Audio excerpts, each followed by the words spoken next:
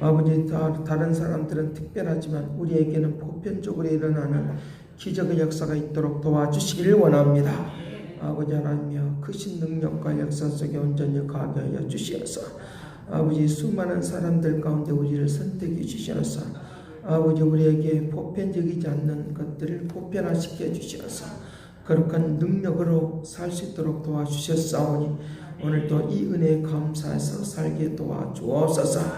감사를 드리옵고 예수 그리스도 이름으로 기도드리옵나이다. 아멘. 성경 보겠습니다. 신명기서 8장 신명기서 8장 1절에서 3절 말씀 보도록 하겠습니다.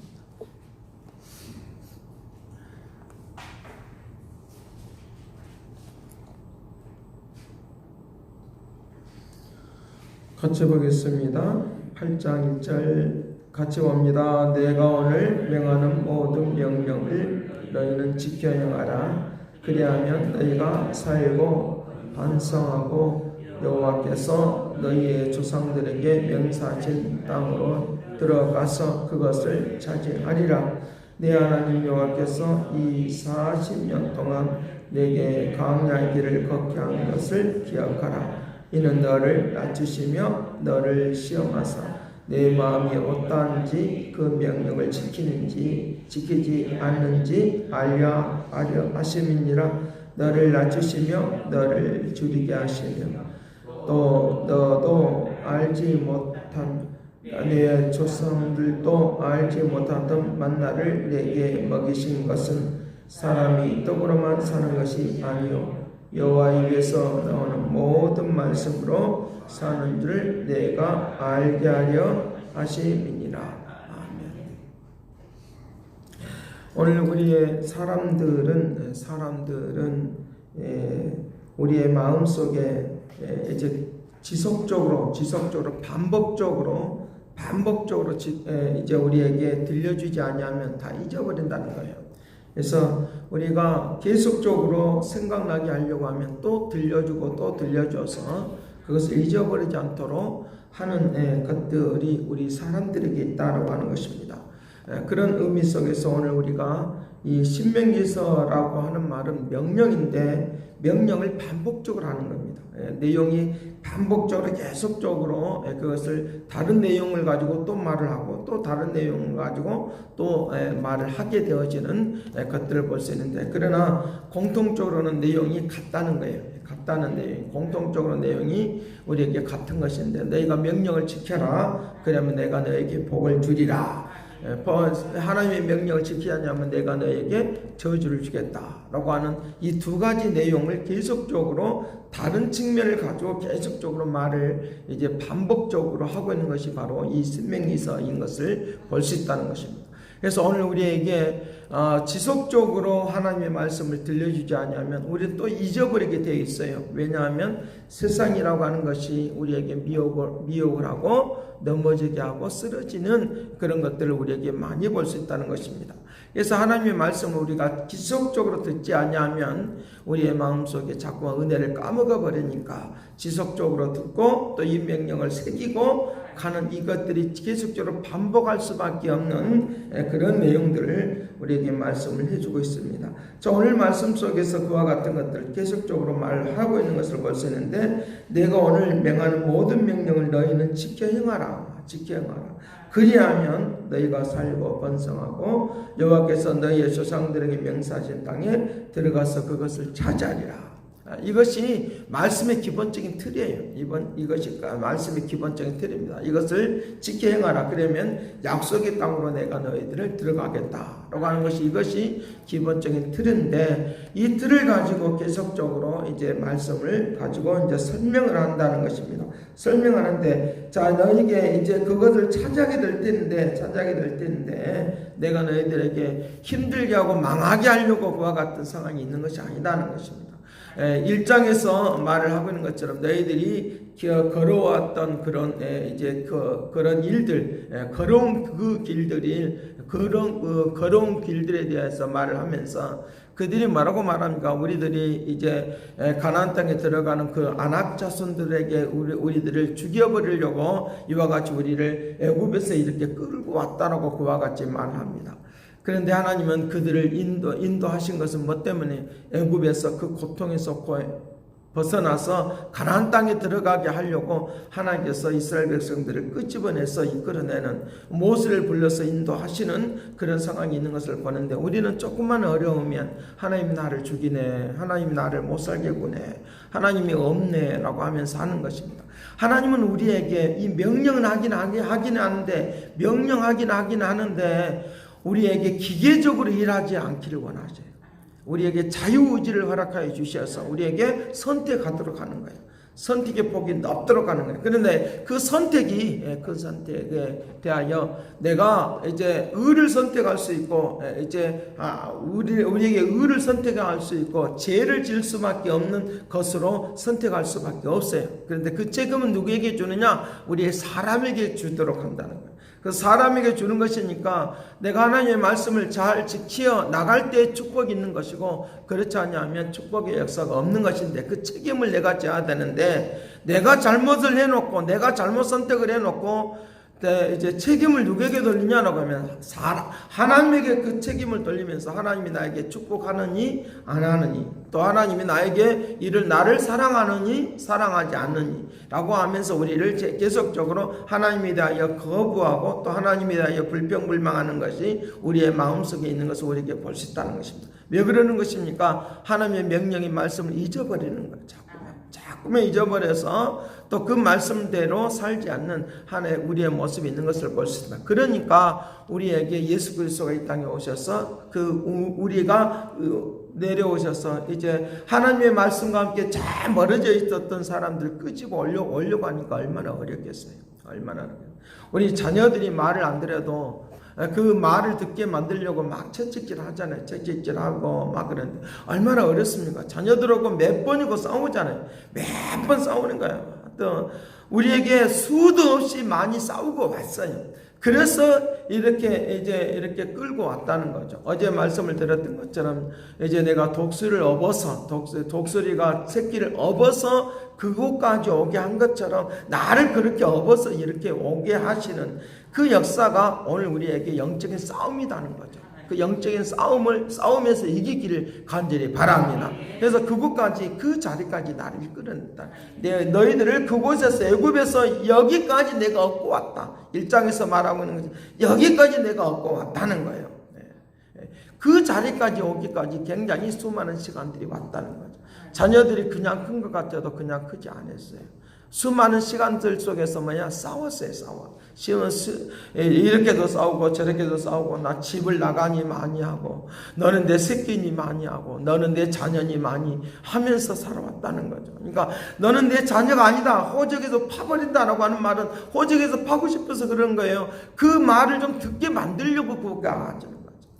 듣게 만들려고 그와 같이 했다. 그래서 주님께서 우리에게 말씀하시는 거예요. 내가 너를 독수리처럼, 독수리가 어미가 이제 그 새끼를 갖다가 업어서 그와 같이 온 것처럼, 그와 같이 온 것처럼 그렇게 우리를 인도해 주었다고 말하고 있으니까, 내가 지금까지 에베네셀의 그 축복을 받은 것은 하나님이 나를 순전히 지켜주셔서 은혜 가운데 가게 하여 주셔서 이 자리까지 온 것을 믿으시길 간절히 바랍니다. 그냥 큰 것처럼 되지만, 그냥 잘한 것처럼 되고, 그냥 성공한 것처럼 보이고, 그냥 내가 서온 것처럼 보이지만 우리는 그렇지 않다는 거예요. 그래서 명령을 자꾸만 새기라는 거예요. 어디다가 마음속에 새기라는 거예요. 너의 가슴판에다가 새기고 마음판에 새겨서 그 일들이 이루어지기를 바란다. 잊어버리지 않기를 바란다 라고 그와 같이 말을 하고 있다는 것입니다. 우리를 미워서 그 강약 가운데 나오는 것이 아니라 우리를 낮추시기요, 겸손하도록 하기 위하여 그와 같이 움직이고 있다라고 그와 같이 말을 하고 있으니까, 오늘 우리들에게 하나님의 은혜를 베풀어 주신 그것을 절대로 잊어버리지 않고 내가 살아오는 길이 순종의 길이 되기를 간절히 바랍니다. 내가 살아오는 길이 축복의 길이 되기를 바라고, 내가 살아오는 길이 좋은 열매를 맺는 역사 가운데 움직이는 그런 움직임이 있도록 하기 위한 하나님의 방법이다라고 하는 것입니다. 그래서 사람이 떡으로만 사는 것이 아니다. 떡으로만 사는 것이 아니다. 먹고 마시고 막 이런 것으로 잔치하고 막 즐거운 것으로 사는 것이 아니다. 행복의 그 조건 중에 하나가 의미 있는 일이라고 하는, 의미 있는 일이 도대체 뭐겠어요? 하나님의 그 거룩한 생명의 역사 가운데 움직이는 그런 역사. 그냥 먹고만 그냥 이렇게 없애버리는 그런 것이 의미 있겠습니까? 오늘 우리에게 뭔가 하나님의 뜻을 이루는 역사들을 위하여 우리에게 간다는 거죠. 오늘 내가 살아가는 데 있어서 분명히 떡으로만 살지 않는 것은 우리가 분명히 알아요. 우리가 먹고 마시는 것으로만 내가 사는 것이 아닌 것을 분명히 알아요. 그럼에도 불구하고 자꾸만 우리는 미혹을 받아요. 떡으로 사는 것처럼 여긴단 말이에요. 내가 열심히 노력해서 사는 것처럼 여긴단 말이에요. 하나님이 나를 숨을 쉬게 하고 이 자리에 나를 일어나게 하시는 그것으로 사는, 그래서 우리에게 정신을 놔버리면 우리는 죽는 거예요. 그렇다고 하면 내 정신과 마음과 생각을 주장하시는 이가 계시, 그것이 바로 하나님이신데, 하나님이 내 영혼을 붙잡아 주시는 그 은혜 가운데 산다는 걸 믿으시길 간절히 바랍니다. 그래서 내 영혼이 사는 것은 바로 생활의 양식이라고 하고 영혼의 호흡이라고 하고 영혼의 양식이라고 말하는 이 말씀을 들을 때 우리가 사는 거예요. 육체는 우리가 먹는 것, 만나를 먹는 것으로 내가 육체가 사는 것이지만, 그러나 이것만 가지고 우리가 육체가 존재하는 건 아니에요. 영혼, 육이 있으니까 영적인 것도 우리가 먹고 살아야 하는 이 역사가 있는 것이니까, 오늘 또 하나님의 말씀을 늘 먹고 그 말씀에 의해서 살아가는 축복을 누리시길 간절히 바랍니다. 그래서 우리에게 그 말씀이 내가 생각이 나면 순종하세요. 감동을 받으면 순종을 하고, 감동을 받으면 순종을 하고, 내가 뭔가 깨달아지면 또 순종을 하고, 순종을 하고, 이건 잘못된 길이다 라고 생각이 되면 그렇게 교훈을 받으면 또 내가 순종을 하고, 이것이 다 말씀을 따라서 사는, 그리고 명령을 따라서 사는 그런 가정인 것을 우리에게 가르쳐주고 있다는 것입니다. 그래서 내 마음이 흐트러져 버리면 하나님 말씀이 생각이 날 거 아니에요. 그러면 또 순종해서 살면 이제 하나님의 자녀다움의 모습이 우리에게 드러난다는 거예요. 자녀다움의 모습이 자꾸만 나도 모르게 갖춰져요. 직분적으로 말하면 목사다운 모습이 자꾸만 갖춰지게 되어 있는 거예요. 장로도 권사도 이제 집사들도 마찬가지로 좀 갖춰지게 되어 있는 거예요. 그렇게 갖춰지게 됐다는 거예요. 내가 우리들이 왜 이와 같이 새벽마다 우리에게 기도하는 것입니까? 하나님의 말씀이 우리에게 하나님께서 우리에게 즉각적으로 말씀하시는 이제 빛의 속도로 임하시는 것처럼 하나님의 말씀을 들을 때 내가 지혜와 총명한 능력이 나타나서 하나님의 그 거룩한 역사 가운데 움직인다는 거죠. 하나님과 내가 같이 있으면 내가 즉각적으로 듣지만 멀리 떨어져 있으면 안 된다는 거죠. 은혜도 마찬가지입니다. 내 영혼이, 내 심령이 굳어져 있으면 절대적으로 은혜가 임하지 않아요. 은혜가 임하는 것이 더 늦어요. 이것을 다 제가 설교를 하다 보면 영적인 싸움을 해요. 영적인 싸움을 하면서 제가 설교를 하는 거거든요. 그러니까 그 속에서 막 나오는 것들이 막 대적하는 것들도 나오고, 막 우리에게 심술건진 것도 나오고, 막 우라통 터진 것도 나오고, 막 그러니까 설교가 나가는 거예요. 그것은 싸우네. 그래서 우리의 심령을 뒤집어내고 끄집어내고 해서 우리에게 영혼의 양식을 막 채우는 그 역사를, 그런 과정들을 설교 가운데 일어나지 않으면 안 되는 거예요. 설교는 바로 그와 같이 영적인 싸움을 하면서 설교를 하는 거예요. 그냥 지식만 전달하고 성경 구절만 전하는 것이 설교가 아니라 하나님의 영혼과 싸워서 이겨서 영혼을 양식을 먹게 만드는다 믿으시길 간절히 바랍니다. 그 역사하심이 일어날 수 있도록. 연설하듯이 해버리면 얼마나 쉽겠어요. 그러나 이건 연설하듯이 되는 일이 아니니까. 되는 일이 아니니까. 지금 영혼이 지금 죽고 사느냐, 지금 배고파서 죽겠다고 말을 하고 있는데 거기다 대고 어문 소리 하면 안 되니까, 그와 같이 영혼의 양식을 먹여주는, 만나를 먹여주는, 영적인 만나를 먹여주는 그 역사가 있는 것을 믿으시길 간절히 바랍니다. 그래서 요한복음 6장이 바로 그 말을 하고 있는 거예요. 또 이제 제자들을 통하여 고기를 잡아내고 그래서 5,000명을 먹이고 5,000명을 먹이는 떡과 고기를 통하여 이제 5,000명을 먹이는 그 역사를 통하여 5,000명을 먹이는 그 역사를 통하여 주님의 메시지가 있어요. 그건 뭐냐? 너희들에게 예수 그리스도는 생명이다. 이 만나를 먹는다고 하는 것은 예수 그리스도의 생명을 먹는 거예요. 생명의 역사가 우리에게 있을 때 우리의 삶의 새로운 역사가 있도록 물고기 2마리와 떡 5개가 그것이 무슨 그것이 어떤 일들이 우리에게서 얼마나 그것이 우리를 삶을 풍요롭게 만들겠어요. 우리가 볼 때는 그거는 굉장히 이번 아주 기본적인 사건이란 말이에요. 그래서 마태복음 4장에서도 마태복음 4장에서 이제 예수님이 시험을 당하실 때도 우리에게 말씀하시는 거예요. 우리에게 권력이나 명예나 성전 꼭대기에서 뛰어내리는 거 그것 좀 못하겠어요. 그것 좀 못하겠나 그 말이에요. 성전 꼭대기에 뛰어내리고 산에 올라가서 저 망국을 보여주면서 이것이 너희 것이다 라고 말하면서 이제 마귀에게 이 절을 하도록 만들어버리는 그런 상황이 있는 것을 우리에게 볼 수 있다. 우리는 물질은 필요합니다.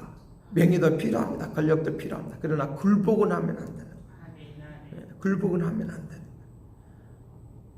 그것이 오늘 우리에게 던져주는 의미예요. 왜 우리가 성공을 해야 되느냐? 하나님의 영광을 나타내길 이해합니다라고 우리는 분명히 입으로 말을 하는데 우리는 그렇게 안 산단 말이야. 그러니까 하나님께서 우리를 하나님의 뜻을 따라서 살 사람을 선택해 주셔서 영혼의 양식을 먹여주시고 오늘도 하나님의 나라를 소유하는 이 역사가 일어나도록 그렇게 할 것을 가르쳐주고 있다. 하나님의 말씀을 너희가 순종하라. 그러면 내가 너에게 배부르게 하는 하나님의 나라를 내가 너에게 주겠다라고 하는 이 약속의 말씀은 곧 우리에게 뭘 의미하느냐라고 하면 하나님의 나라를 너에게 안겨주겠다고 하는 거예요. 오늘도 이 풍요로운 하나님의 나라가 곳곳에서 모든 상황에서 이루어지기를 간절히 바랍니다. 내 혼자 성장하는 것이 아니라 하나님의 말씀을 지킴으로 나타난다는 거예요. 여기 특별히 우리에게 그 풍요로움에 대한 이야기를 하고 있는데 7절 말씀의 말씀만 읽고 마치려고 하는 거예요. 내 하나님 여호와께서 너를 아름다운 땅에 이르게 하나니 그곳은 골짜기든지 산이든지 시내와 분천과 샘이 흐른다. 시내와 분천이 샘이 흐른다. 우리의 소산에 기름지고 생명력 있는 민수기 6장에서 말하고 있는 것처럼 땅에 기름진 것으로 우리에게 역사해 주신다. 우리의 발걸음이 걸어가는 속에 하나님의 역사가 하나님의 나라의 그 축복이 넘치기를 간절히 바랍니다. 기도하겠습니다. 사랑하신 아버지, 배부르지 못할 것을 위하여 살지 않게 하시고 생명과 양식이 되어지는 하나님의 말씀에 의해서 생명과 양식이 되어지는 그런 일들을 위하여 살아가도록 도와주옵소서. 풍요로움을 안겨주기를 원하시는 주님, 이 놀라운 은혜가 우리 모두에게 있기를 원하나이다. 먼저 주의 나라를 찾는 것이 우리의 양식인데, 생명 되신 예수 그리스도를 찾는 것이 우리의 양식인데, 우리의 삶에 배부르게 할 하나님의 그 풍요로움의 역사가 우리의 생활 속에 일어나도록 권능을 베풀어 주시옵소서. 건강한 삶이 축복의 역사가 있도록 은총을 다하여 주옵소서. 주의 은혜에 감사와 찬양과 영광을 돌려옵고 예수 그리스도의 이름으로 기도드립니다. 아멘. 새롭게 하소서, 새롭게 하소서, 새롭게 하소서, 늘 새롭게 하소서. 이제는 하나님의 극진하신 사랑과 그리스도의 은혜와 성령님의 그 교통하시가 역사하심이 우리를 새롭게 하고 풍요롭게 하고 기름지게 하는 그 믿음의 축복하심이 이제와 영원토록 함께 있을지어다.